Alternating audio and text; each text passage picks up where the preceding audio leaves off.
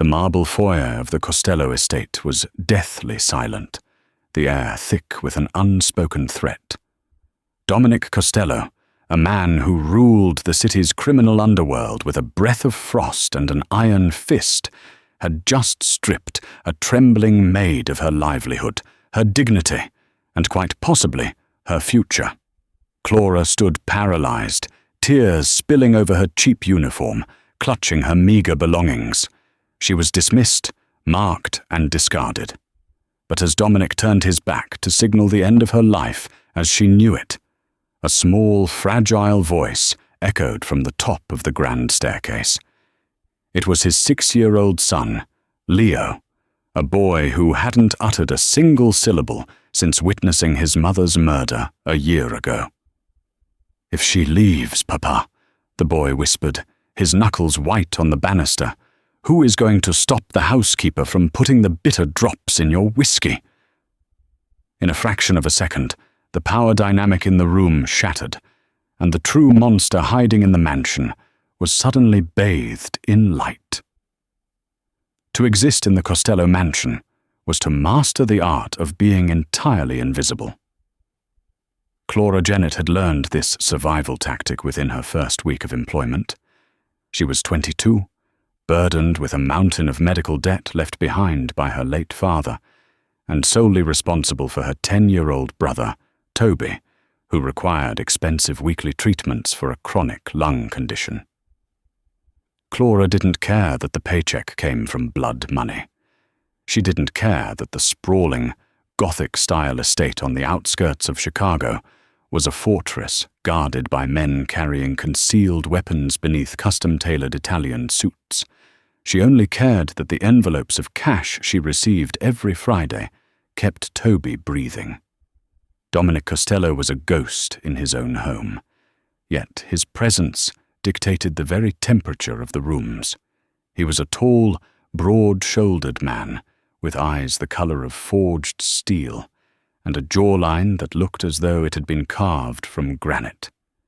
He was the head of the Costello Syndicate, a ruthless organization that controlled the shipping ports, the illicit gambling rings, and a significant portion of the city's corrupt politicians. Dominic operated with a chilling efficiency. He did not raise his voice. He didn't need to. A single sharp glance from him was enough to send heavily armed men scrambling for the door. For Clara, Dominic was nothing more than a terrifying force of nature to be avoided at all costs. Her duties were strictly confined to the east wing of the estate, dusting the endless rows of leather-bound books in the library, polishing the mahogany fixtures, and tending to the vast indoor greenhouse that belonged to Dominic's late wife, Victoria. Victoria Costello had died 14 months prior in a horrific car bombing orchestrated by a rival faction. Dominic had survived, shielded by his wife's body, but the blast had taken her life and fractured the soul of their only child, Leo. Since that day, 6-year-old Leo had become a ghost himself. The trauma had stolen his voice, plunging the child into a state of severe selective mutism. He wandered the vast, empty halls of the estate like a lost spirit, his dark hair falling over hollow, haunted eyes. The psychiatrists Dominic hired had failed. The nannies had quit in frustration, unnerved by the boy's silent, unblinking stares. It was in the greenhouse, amidst the blooming orchids and the heavy scent of damp earth, that Clara first breached the boy's impenetrable walls. It happened on a rainy Tuesday afternoon. Clara was meticulously pruning a row of dead ferns when she noticed a small shadow huddled beneath a sprawling monstera plant. It was Leo. He was trembling, his hands clamped over his ears as the thunder rattled the glass panes of the greenhouse ceiling. To him, the thunder wasn't weather. It was the echoing boom of the explosion that had torn his mother away. Clara didn't coddle him. She didn't rush over with the suffocating pity that the rest of the staff offered. Instead, she sat down on the dirt floor, a few feet away, and pulled a small, worn deck of cards from her apron pocket. She began to build a house of cards, her hand steady, her focus entirely on the delicate structure. After 20 minutes, the trembling stopped. A tiny pale hand reached out from the leaves, pointing at the fragile paper tower. Clara silently handed him a card. He placed it on top. It collapsed. Clara didn't sigh or frown. She simply gathered the cards and started again. That silent exchange became their ritual. Over the next 3 months, Clara became the boys' secret sanctuary. While the rest of the house operated on the brutal, high-stakes schedule of a Mafia empire, Clara and Leo shared quiet afternoons in the greenhouse, communicating through sketches, card games, and shared, comfortable silences. Clara never pushed him to speak. She accepted his silence, and in return, Leo tethered himself to her. He began following her on her cleaning routes, hiding behind heavy velvet curtains when Dominic or his heavily armed underboss, Vincent, passed by. But this quiet sanctuary was fragile, constantly monitored by the harsh, disapproving eyes of Mrs. Gable, the head housekeeper. Mrs. Gable was a severe woman in her late 50s, with tightly pinned grey hair and a perpetual sneer. She had served the Costello family for decades and viewed the estate as her personal kingdom. She despised Clara. She despised Clara's youth, her quiet resilience, and most of all, the undeniable favoritism the young maid had unwittingly garnered from the young heir. Mrs. Gable believed Leo needed discipline and medication, not a common maid enabling his delusions. What Clara didn't know, what no one in the Costello organization knew, was that Mrs. Gable's loyalty had recently been purchased. The rival syndicate, the Lombardi family, had found the housekeeper's weakness, a crippling gambling debt incurred by her estranged son. To save her son's life, Mrs. Gable had agreed to become the eyes and ears of the Lombardis within the impenetrable Costello fortress. And Clara Jennett, with her quiet observations and unrestricted access to the boy, was becoming a severe liability to Mrs. Gable's treasonous operations. The housekeeper needed Clara gone, and she began to lay a trap so flawless that even the paranoid, calculating Dominic Costello would not question it. The atmosphere in the Costello estate on the evening of November 12th was suffocatingly tense. Dominic was hosting a sit-down with 2 capos from the East Coast, attempting to negotiate a fragile truce over disputed shipping routes. The driveway was lined with sleek, black SUVs, and the halls were heavily patrolled by Dominic's most trusted enforcers. Clara had been ordered to stay entirely out of sight, confined to polishing the silver in the basement kitchen. The air was thick with the smell of roasting garlic and expensive cigars filtering through the ventilation grates. Around 9 p.m., Mrs. Gable entered the kitchen, her heels clicking sharply against the tile. Her face was set in a tight, unreadable mask. "Jennett!" the housekeeper snapped, her voice cutting through the clatter of the kitchen staff. "Mr. Costello requires a fresh bottle of the Macallan 1926 from the private cellar. He wants it brought to the secondary study immediately." Clara wiped her hands on her apron, a knot of dread instantly forming in her stomach. "The secondary study? But Mrs. Gable, the meeting is in the main dining hall. We were explicitly told not to go near the executive wing. Are you questioning an order from the head of this house?" Mrs. Gable's eyes narrowed, a venomous spark flashing in her pale irises. "The meeting has moved. The boss wants the scotch in his private study now. Do it, or I will have you terminated tonight, and you can explain to your sick little brother why his treatments are stopping." The threat hit Clara like a physical blow. She swallowed hard, nodded, and hurried to the cellar. She retrieved the dusty, priceless bottle of scotch, her hands trembling slightly. The executive wing was shrouded in shadows, lit only by low-wattage wall sconces. As Clara approached the heavy oak doors of the secondary study, she noticed they were slightly ajar. She pushed the door open, expecting to see Dominic and the East Coast capos. The room was completely empty. Confused, Clara stepped inside, the bottle of scotch heavy in her hands. The study was Dominic's inner sanctum. The walls were lined with locked filing cabinets, and his massive mahogany desk dominated the center of the room.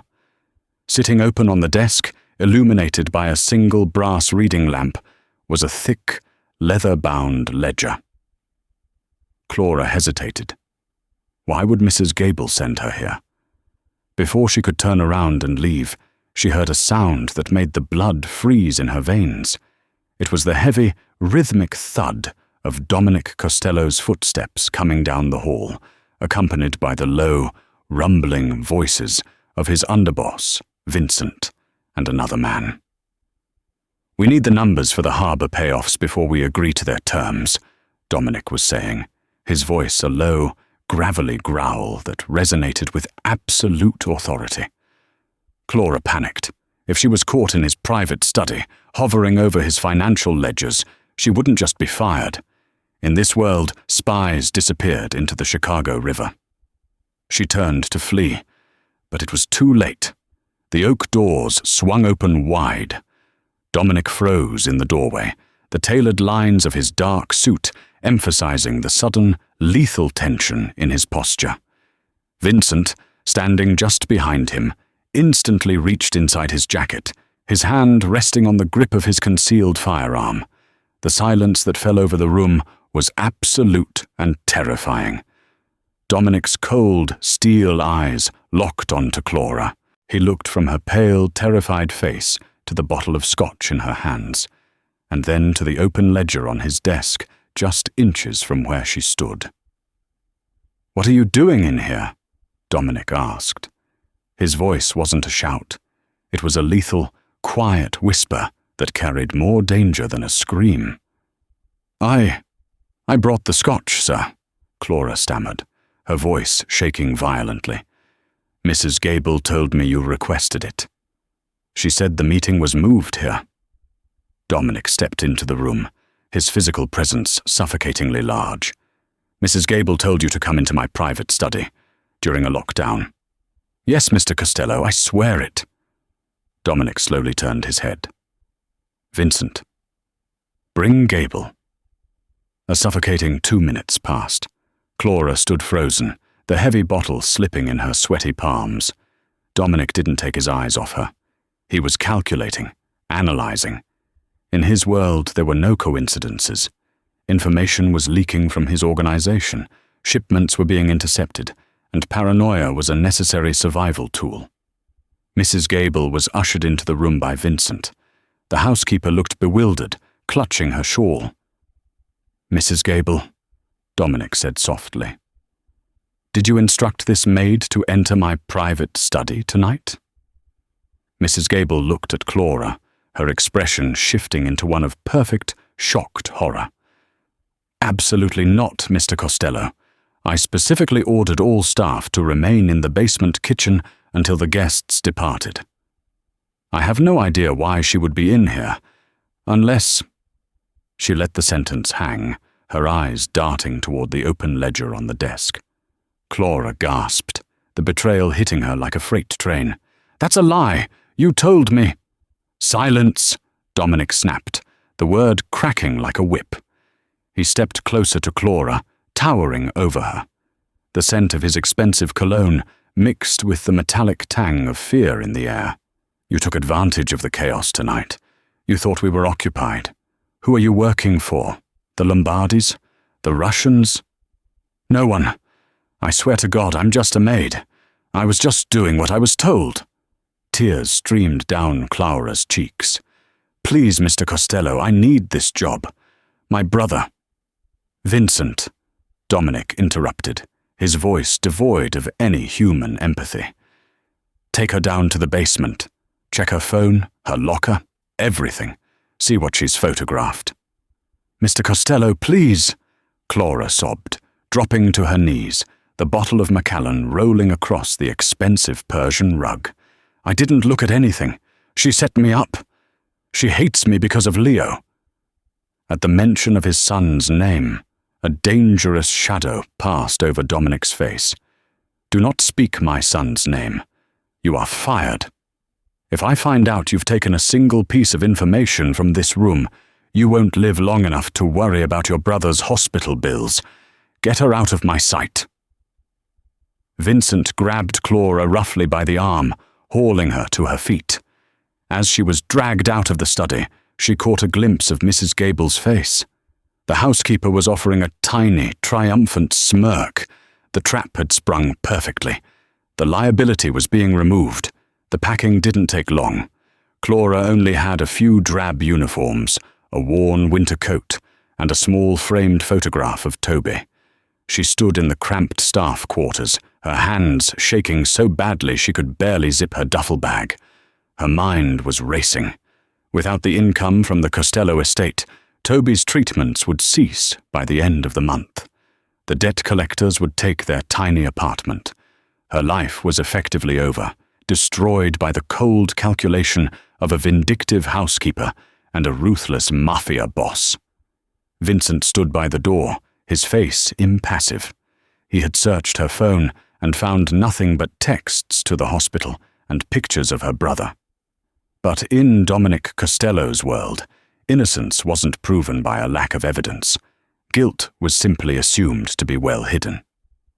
"Time to go, kid," Vincent said, his voice softer than Dominic's, but no less final. "The boss wants you off the property before the guests leave." Clara slung the bag over her shoulder, wiping her raw eyes.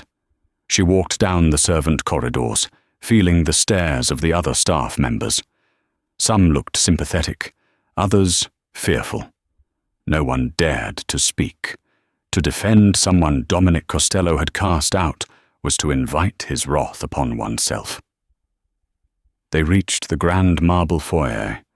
The front doors, massive slabs of carved oak, stood waiting to swallow her back into the freezing Chicago night. Dominic was standing near the base of the grand staircase, speaking in low tones with one of his captains. Mrs. Gable stood a few paces away, her hands folded primly in front of her, playing the role of the loyal, concerned servant.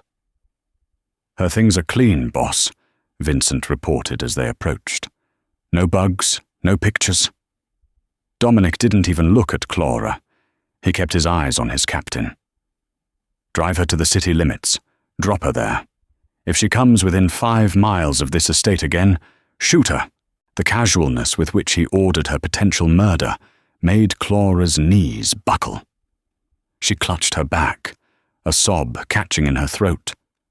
She looked up at the massive chandelier, wishing she could just disappear. "Let's go," Vincent muttered, placing a hand on the small of her back to guide her out. "Wait."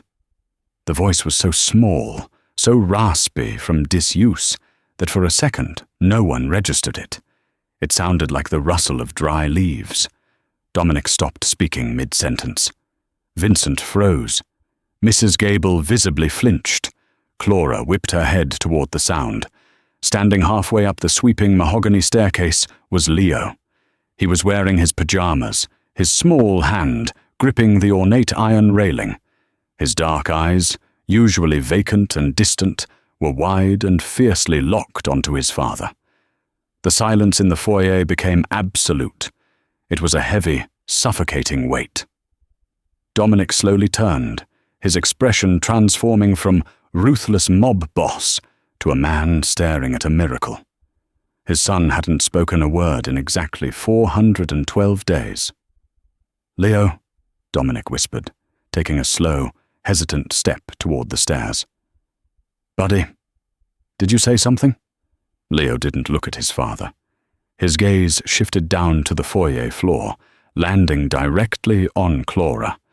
The boy descended 2 more steps. "You can't make her leave, Papa," Leo said. His voice cracked, the vocal cord struggling with the effort, but the words were heartbreakingly clear. Dominic's breath hitched. He looked at Clara, a profound shock rattling his usually unbreakable composure. "Leo, Why are you speaking now?" Leo finally met his father's eyes. The 6-year-old boy looked older in that moment, carrying the heavy, dark knowledge of the world he had been born into. He raised a small, trembling finger and pointed directly at the head housekeeper. "If Clara leaves," Leo said, his voice echoing in the cavernous foyer, "who is going to stop Mrs. Gable from putting the bitter drops in your whiskey again?" The words hung in the air, suspending time itself. "The bitter drops in your whiskey." Clara's heart slammed against her ribs. She looked at Mrs. Gable. The older woman's face had drained of all color, turning an ashen, sickly white. The composed, triumphant mask she had worn only moments ago completely shattered, revealing stark, naked terror. Dominic Costello did not react with immediate, explosive violence. Instead, an unnatural, terrifying stillness came over him. The air temperature in the room seemed to drop 10 degrees. He slowly rotated his head to look at the housekeeper. "What did he just say?" Dominic asked, his voice barely above a whisper, yet it cut through the room like a razor blade. He's a confused child, Mr. Costello," Mrs. Gable stammered, taking a clumsy step backward, her hands shaking violently. "He hasn't spoken in a year. His mind is... he doesn't know what he's saying. The maid put him up to this. She must have." Vincent didn't wait for an order. With terrifying speed, the underboss crossed the distance and grabbed Mrs. Gable by the collar of her uniform, slamming her hard against the marble wall. The thud echoed violently. "Leo," Dominic said, his voice entirely devoid of its previous warmth, returning to the chilling cadence of the Mafia boss. He walked to the bottom of the stairs, looking up at his son. "Tell me exactly what you saw. Right now." Leo swallowed hard, his eyes darting fearfully to the pinned housekeeper, then back to his father. "3 times, the boy rasped, "when you are in the garden. She goes to the crystal bottle in your office. She has a tiny glass tube. She squeezes drops into it. Clara is the only one who comes in to clean and makes her stop. Clara doesn't know she does it. But when Clara comes in, Mrs. Gable hides the tube." Dominic's mind raced, connecting the invisible dots. He had been suffering from terrible migraines and unusual fatigue for the past month. His private doctor had drawn blood just 2 days ago to run a heavy metals panel, suspecting stress or perhaps an ulcer. It wasn't stress. It was a slow, calculated poisoning. Microdosing, enough to mimic natural failing health without arousing suspicion until it was too late. "Vincent," Dominic commanded, his eyes locked on Mrs. Gable's terrified, sweating face. "Lock down the house. Nobody leaves. Not the capos, not the staff. Take her to the basement. Find the vial." "No, please, Mr. Costello. They made me," Mrs. Gable screamed as Vincent dragged her toward the servant corridors, her heels scraping wildly against the marble floor. "The Lombardis. They have my son. They said it would just make you sick, not kill you. Please." Her screams were cut short as the heavy oak door to the basement level slammed shut behind them. The foyer was completely silent again, save for the ragged breathing of Clara, who was still standing by the front door, clutching her duffel bag, utterly paralyzed. Dominic stood perfectly still for a long moment. Then he looked up at his son. Leo was sitting on the stairs now, his arms wrapped around his knees, trembling. Dominic walked up the stairs, his massive frame kneeling awkwardly beside the tiny boy. He reached out, his hand shaking slightly, and pulled his son into a fierce, desperate embrace. Leo buried his face in his father's shoulder, and for the first time in a year, the boy began to cry. Clara watched the embrace, tears streaming silently down her own face. She didn't know what to do. She had been fired. She was supposed to leave. She took a slow, hesitant step toward the front door. "Don't move." Dominic's voice stopped her dead in her tracks. He stood up, carrying Leo in his arms. The boy had his face buried in his father's neck, his small hands gripping Dominic's suit jacket. Dominic descended the stairs and walked over to Clara. The cold, ruthless glare that had been directed at her in the study was completely gone. In its place was something she had never seen in the eyes of the Mafia boss: profound, shattering realization. He looked at her cheap duffel bag, then up to her tear-stained face. "You saved my life," Dominic said quietly, "and you brought my son back to me." I didn't do anything, Mr. Costello," Clara whispered, terrified to make a wrong move. "I just played cards with him in the greenhouse." Dominic's jaw tightened. "You gave him a safe place. You made him feel secure enough to speak. And because of that, you exposed a rat that would have put me in the ground by Christmas." He reached out and gently took the strap of the duffel bag off her shoulder, tossing the bag onto a nearby velvet chair.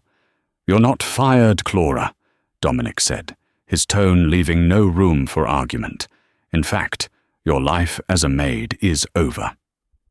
The transition was violent in its suddenness. One moment, Clara was a disposable ghost in a cheap polyester uniform. The next, she was being escorted by Vincent, the terrifying underboss who had nearly dragged her to a basement interrogation, up the grand sweeping staircase toward the East Wing's 5IP guest suites. The estate was in full lockdown. The heavy steel shutters over the mansion's windows had engaged with a synchronized mechanical hum, sealing the Costello family inside a billion-dollar fortress. Down below, the muffled, frantic sounds of the estate security team sweeping the grounds echoed through the floorboards. Vincent stopped before a set of double mahogany doors, swiping a keycard. He pushed them open, revealing a suite larger than the entire apartment Clara shared with her sick brother.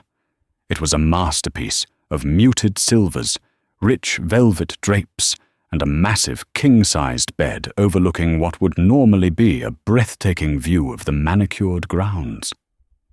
Vincent tossed her cheap duffel bag onto the custom-made settee. He didn't look at her with the cold detachment he had an hour ago. Now, there was a cautious, grudging respect in his dark eyes. "Don't unpack that garbage," Vincent grunted, gesturing to her bag. "The boss will have a tailor here tomorrow. You need anything tonight, you pick up that house phone and press 0. Nobody enters this room except me, Dominic, or the kid. Understood?" "Vincent, Clara wrapped her arms around herself, shivering despite the warmth of the room. "I can't stay here. My brother, Toby, he's at the apartment with the neighbor. He needs his medication. He has severe cystic fibrosis. If I'm not there—" Vincent held up a massive, calloused hand, stopping her. "The boss is already handling it. Sit tight." Before Clara could protest further, the underboss stepped out, the heavy doors clicking shut and locking from the outside with a heavy, definitive thud. She was entirely trapped, elevated from a servant to a high-value prisoner of gratitude. Down in the main study, the atmosphere was a toxic blend of rage and clinical precision. Dominic sat heavily in his leather chair, his suit jacket discarded. His usually immaculate white dress shirt was unbuttoned at the collar. Across from him stood Dr. Benjamin Gallagher, a discreet concierge physician who catered exclusively to Chicago's elite and illicit. Dr. Gallagher was packing away a phlebotomy kit. "I'm sending the vials to a private lab in Geneva tonight under a shell corporation," the doctor murmured, his brow furrowed.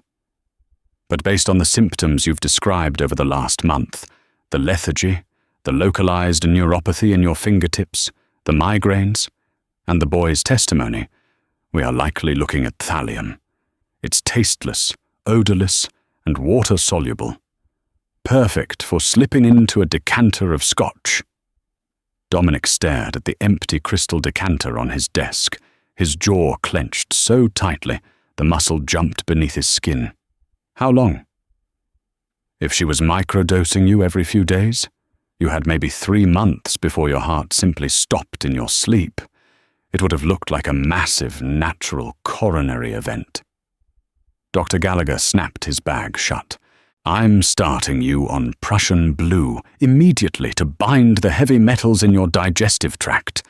You're going to feel like hell for a week, Dominic. But you'll live. And the maid? Dominic asked, his voice a low, dangerous rumble. If she hadn't constantly interrupted the housekeeper's routine to clean, the doctor shook his head. You'd likely be in a coma by Thanksgiving. The girl literally reset your clock every time she walked into this room. Dominic dismissed the doctor with a curt nod. As the oak doors closed, Vincent stepped out of the shadows. Gable sang, Vincent said flatly. It was Silas Lombardi. They bought her gambling debts. They gave her the vials. She was supposed to finish the bottle tonight. Dominic didn't explode. His anger was a frozen lake, calm on the surface, deadly underneath. Dispose of Gable. Make it look like a tragic accident on Interstate 90. I don't want the Lombardis knowing we found their rat. Let them wonder why I'm still breathing. Done, Vincent said. And the girl? Clara? Dominic leaned back, rubbing his temples. I need everything on her. Every debt, every family member, every breath she's taken since she was born. Vincent pulled a sleek tablet from his jacket and placed it on the desk. Already did a deep dive while the doc was drawing your blood. Clara Jennett, 22. Both parents deceased. Father left a mountain of predatory medical debt. She's the sole legal guardian of a 10-year-old brother, Toby Jennett. The kid is at Lurie Children's Hospital right now. Severe respiratory issues. She works 3 jobs to pay for his out-of-pocket treatments. She's clean, boss. Desperate, but entirely clean. Dominic stared at the digital file, a strange, unfamiliar tightness gripping his chest. He had built his empire on exploiting desperation, leveraging weakness to forge loyalty. But Clara's desperation had been weaponized by his enemies. And yet, she had inadvertently saved him. She had saved Leo. Get a tactical team to Lurie Children's Hospital, Dominic ordered, his eyes never leaving Clara's photograph on the tablet. Move the boy, Toby, to the private VIP pediatric wing at Northwestern Memorial. Buy out the entire floor if you have to. Settle every dime of her father's debt before sunrise. Vincent raised an eyebrow. Boss, that's going to cost north of $2 million. I said, do it, Dominic growled, the sheer authority in his voice leaving no room for debate. She gave me my son's voice back. She gave me my life. $2 million is pocket change. It was 3 a.m. when the heavy doors to Clara's suite finally opened. She had been pacing for hours, chewing her fingernails down to the quick. Dominic stepped into the room. He looked exhausted, the shadows under his eyes stark against his pale skin, a physical testament to the poison that had been ravaging his system. Clara immediately backed up, her shoulders hitting the silk wallpaper. Mr. Costello, please. I need to call my neighbor. Toby. Toby is currently asleep in a private suite at Northwestern Memorial. Dominic interrupted gently, his voice softer than she had ever heard it. He is under the care of the chief of pediatric pulmonology. His medical bills are paid in full, forever. The bank holds no more debt in your father's name. Clara stopped breathing. The room seemed to tilt on its axis. What? What did you do? I settled a debt, Dominic stated, stepping further into the room. In my world, Clara, blood is paid with blood. Life is paid with life. You gave me back the 2 most important things in my existence tonight. You are no longer a maid in this house. You are under my protection." "I can't accept that," Clara stammered, panic rising in her throat. The sheer magnitude of his power terrified her. To owe a Mafia boss was a death sentence. "I didn't do anything on purpose. You don't owe me millions of dollars. I just want my brother and I just want to go home." Dominic closed the distance between them with terrifying speed. He didn't touch her, but his sheer proximity forced her to look up into his cold, steel eyes. "You don't have a home anymore, Clara," he said softly, the brutal truth hanging heavy in the air. "The Lombardis, the men who paid Mrs. Gable to kill me, they know who you are. They know you were in the study tonight. If you walk out of these gates, they will snatch you off the street, torture you to find out what you know, and then they will kill your brother just to make a point." Clara let out a choked sob, clapping a hand over her mouth. The reality of the criminal underworld she had been brushing against for months finally crashed down on her. "You are going to stay here," Dominic continued, his tone shifting from ruthless dictator to a fiercely protective guardian. "You will be Leo's official governess. You will be paid a salary that will make your head spin. And you will be safe. I swear it on my wife's grave." He turned to leave, but stopped at the door, looking back at her shivering frame. "Get some sleep, Clara. The war starts tomorrow." 2 weeks passed, blurring together in a surreal haze of terrifying luxury and suffocating paranoia. Clara's life had been entirely rewritten. Her cheap, scratchy uniforms had been incinerated, replaced by a wardrobe of cashmere sweaters, tailored trousers, and soft silk blouses delivered by nervous personal shoppers from Michigan Avenue boutiques. She lived in the East Wing, eating meals prepared by a private chef, and spending her days in the sprawling library or the sunlit greenhouse with Leo. The boy had transformed. While he still refused to speak to anyone else in the house, he chattered endlessly to Clara. He told her about the books he read, the intricate Lego castles he built, and, in quiet, tearful moments, the memories of his mother. Clara held him, rocked him, and became the emotional anchor the boy had been desperately lacking. Dominic, however, was a storm cloud hovering over the estate. The Prussian blue treatments Dr. Gallagher had prescribed made him violently ill behind closed doors, though he projected an aura of invincible strength to his capos. The shadow war with the Lombardi family had escalated rapidly. Shipments were being hijacked on the Chicago River, and a brutal tit-for-tat violence was bleeding into the city's underbelly. Despite the chaos, Dominic made it a point to be present for dinner every night with Clara and Leo. The dynamic at the massive dining table was agonizingly tense, yet strangely intimate.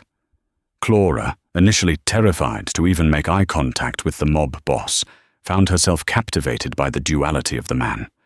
He was a monster who ordered executions with a flick of his wrist, yet he would painstakingly cut Leo's steak into tiny, perfect squares, and listen intently as Clara explained the boy's daily lessons. Late one Thursday night, Clara couldn't sleep. The anxiety of her new reality was a heavy weight on her chest. She slipped out of her suite and padded barefoot down to the massive kitchen to heat some milk.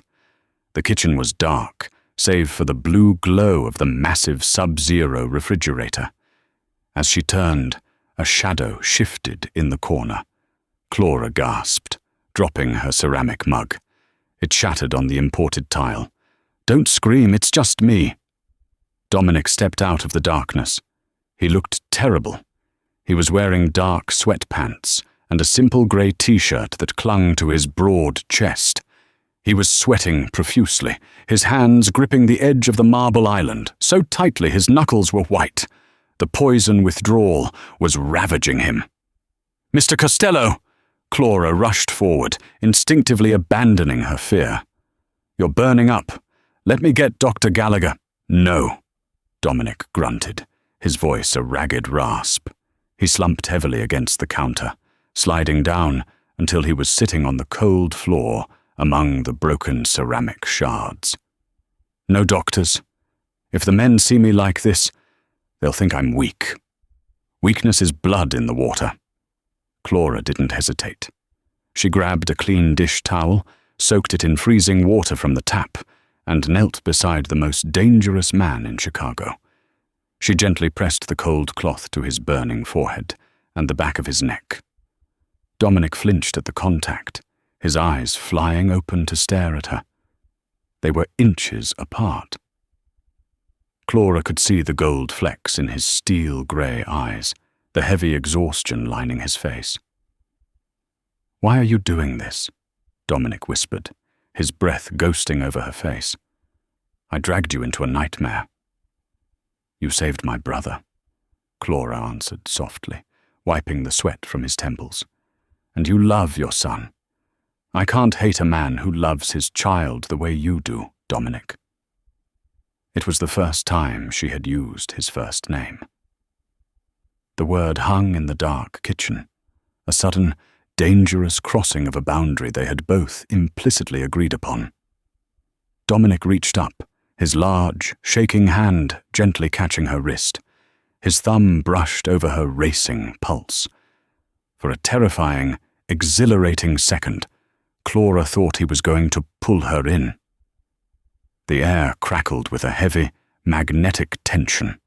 The ruthless Mafia boss and the former Maid, kneeling on a kitchen floor, bound by a secret that could destroy them both. Suddenly, the deafening blare of the estate's perimeter alarm shattered the silence.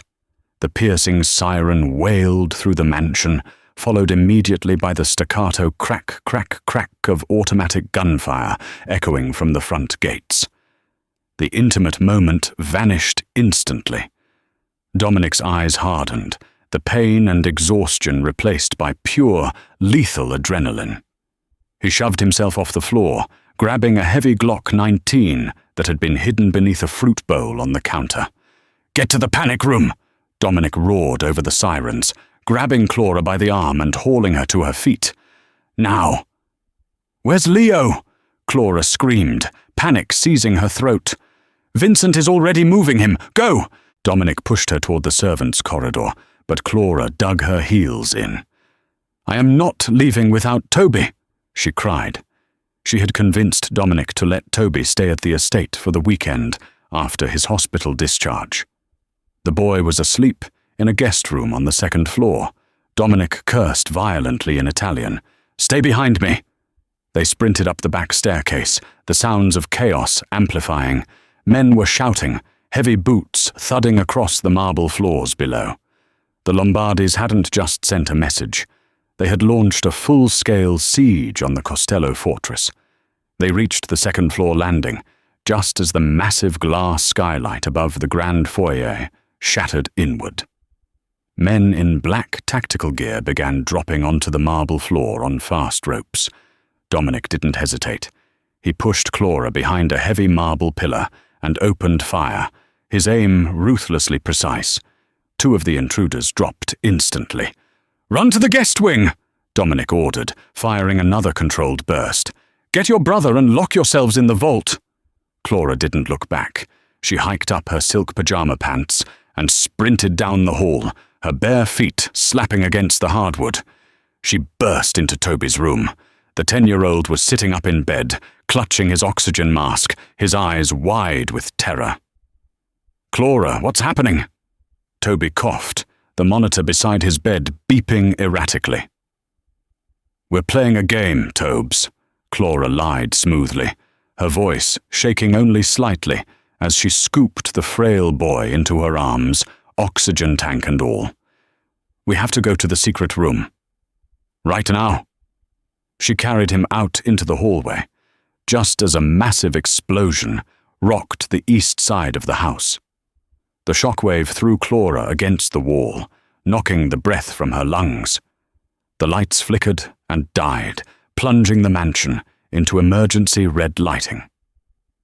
Through the haze of smoke and plaster dust, Clara saw a figure emerging from the stairwell. It wasn't Vincent. It wasn't Dominic. It was a man wearing a tactical vest with the Lombardy crest stitched into the shoulder. He saw Clara clutching the boy on the floor and slowly raised his assault rifle. Clara curled her body over Toby, squeezing her eyes shut, preparing for the inevitable end. She had survived poverty, sickness, and a vindictive housekeeper, only to die in a billionaire's hallway. A single deafening gunshot rang out. Clara didn't feel any pain. She slowly opened her eyes. The Lombardy hitman was crumpling to the floor, a dark hole in the center of his forehead. Standing at the end of the hall, half hidden in the shadows and smoke, was Dominic. He was bleeding from a cut above his eye, his chest heaving, the Glock still raised and smoking. He looked at Clara, his eyes blazing with a terrifying, primal possessiveness that made her breath catch in her throat. He had promised to protect her. And as Dominic stepped over the dead body to reach her, Clara realized with absolute clarity that being protected by the devil was far more dangerous than fighting the demons alone. Dominic reached Clara in 3 long strides, his heavy boots crushing the drywall debris scattered across the hardwood floor. He didn't offer a word of comfort. There was no time for it. He grabbed Toby's heavy oxygen tank with his free hand, his other arm securely wrapping around Clara's waist to hoist her up. "Keep your head down and don't look at the bodies," Dominic ordered, his voice an absolute, terrifying command. He propelled them down the hallway, navigating the smoke-filled corridors with the predatory grace of a man who had lived his entire life expecting a war in his own home. They reached the end of the guest wing, where a seemingly innocuous oak-paneled wall stood. Dominic pressed his bloodied thumb against a hidden biometric scanner, disguised as a light switch. With a heavy, pneumatic hiss, the wood paneling slid back, revealing a 10-inch-thick, solid steel vault door. He shoved Clara and Toby inside, just as another volley of automatic fire chewed through the antique vases at the far end of the hall. Dominic stepped in backward, laying down covering fire before slamming his palm against the internal lock. The vault sealed shut with a deafening, metallic thud, instantly cutting off the sounds of the massacre outside. The panic room was the size of a small apartment, illuminated by harsh, battery-powered LED lights. It was stocked with medical supplies, weapons, a dedicated server rack, and enough rations to survive a month-long siege. Huddled in the corner on a leather cot was Leo, his hands clamped over his ears, his face buried in Vincent's chest.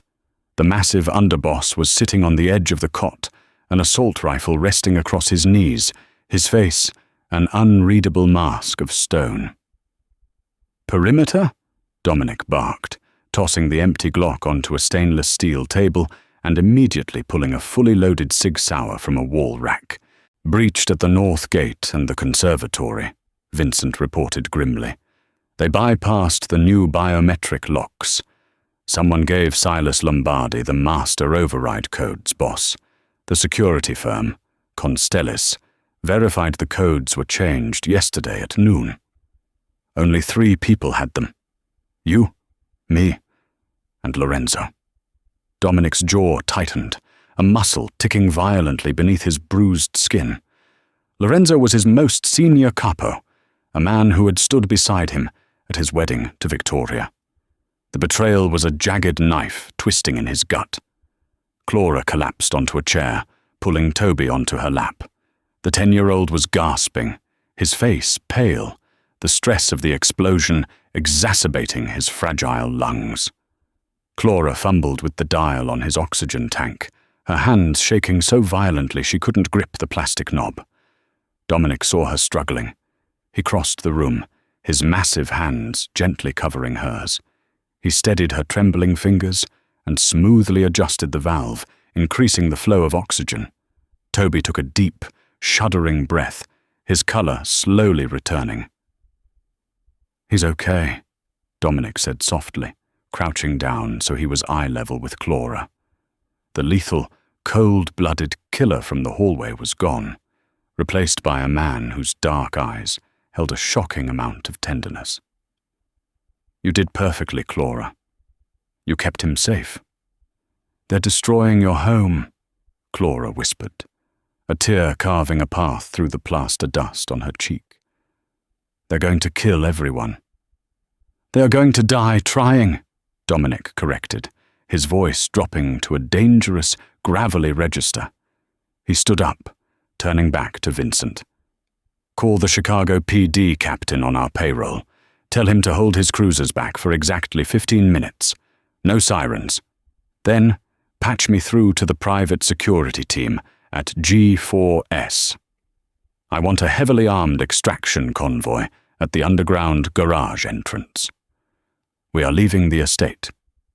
"Where to, boss?"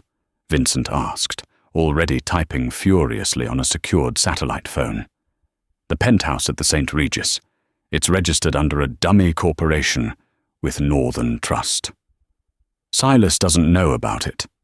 Dominic racked the slide of his weapon. "And tell our men outside to take no prisoners. I want the front lawn painted with Lombardy blood." For the next 20 minutes, Clara sat in agonizing silence, rocking Toby while Leo crept over to join them, silently pressing his small body against Clara's side. She held both boys, her heart pounding against her ribs. She looked at Dominic, who was pacing the length of the vault, barking tactical orders into a headset.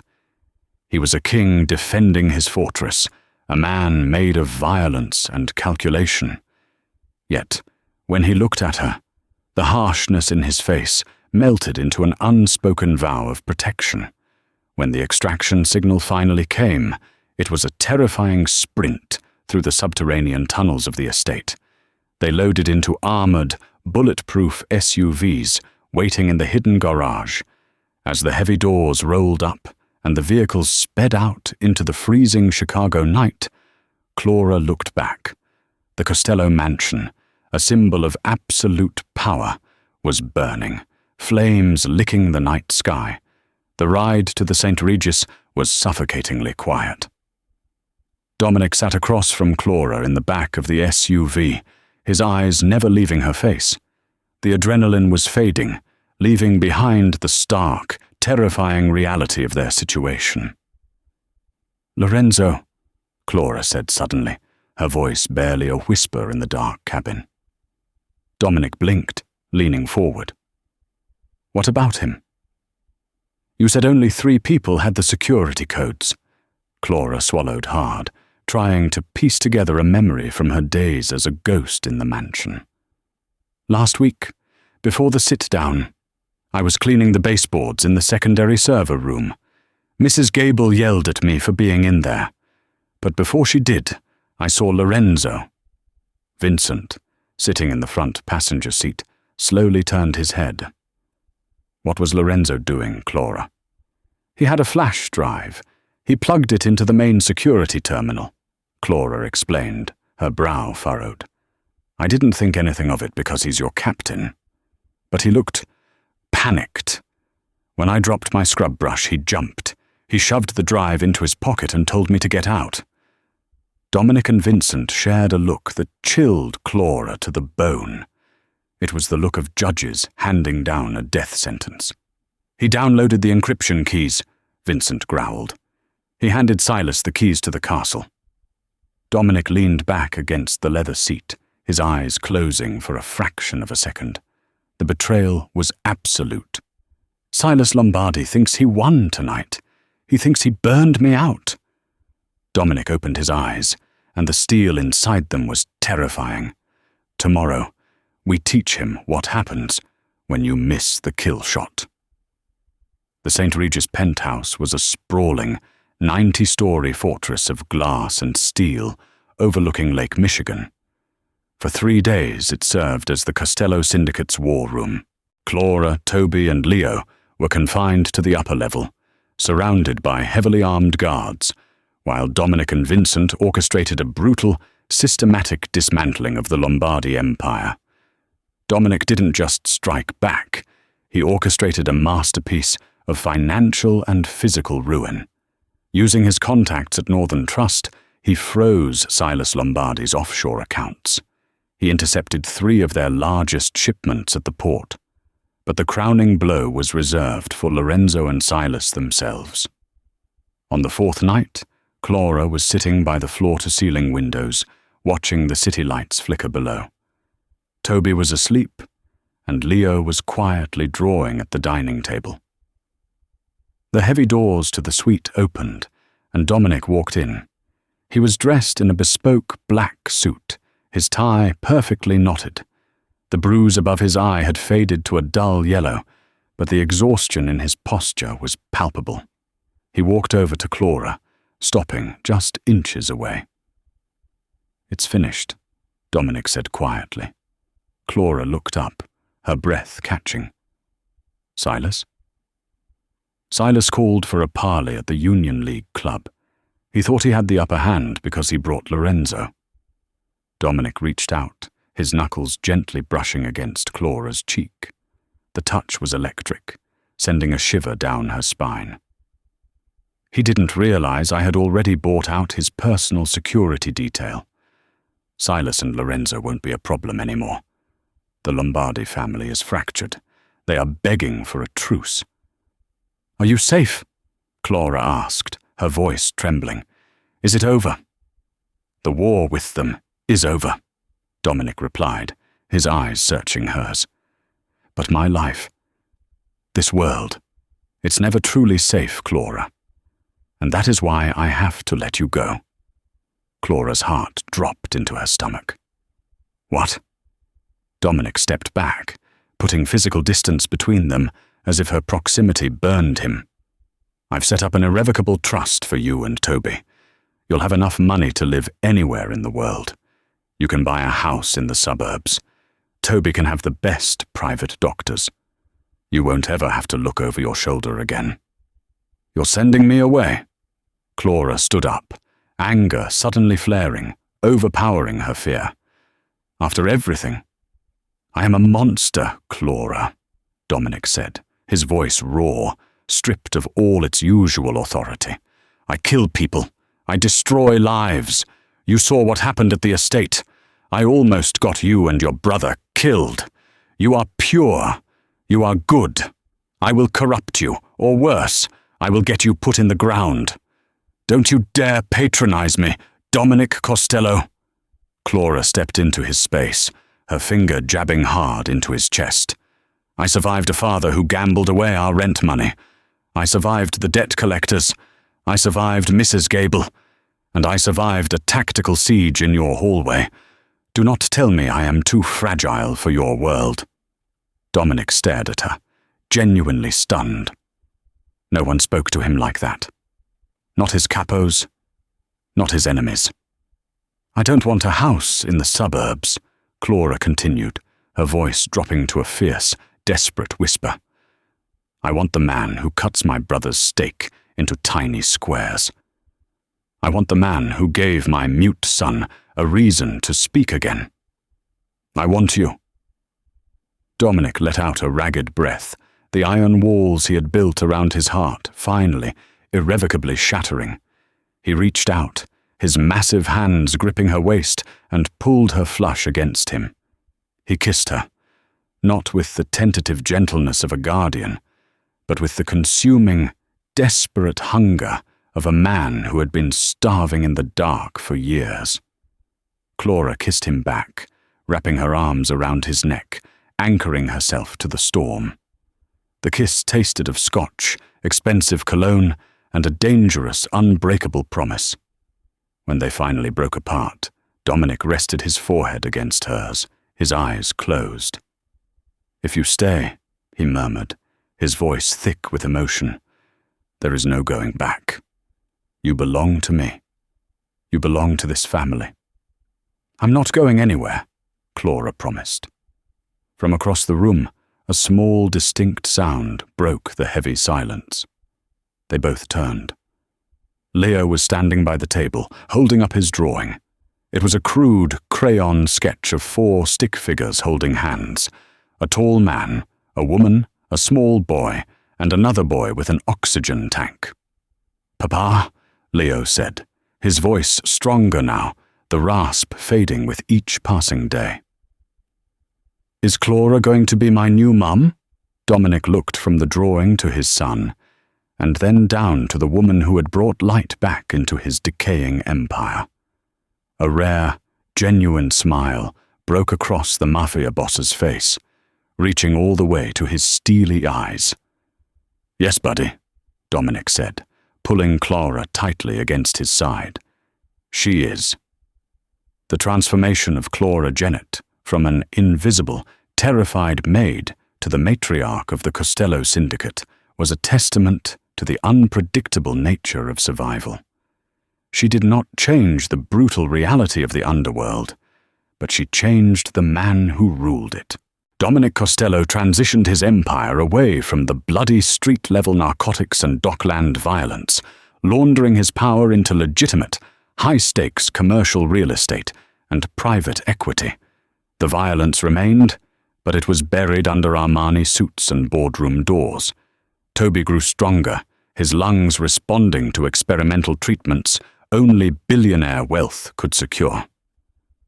Leo flourished, his silence completely broken, thriving under the fierce, unwavering love of his new mother.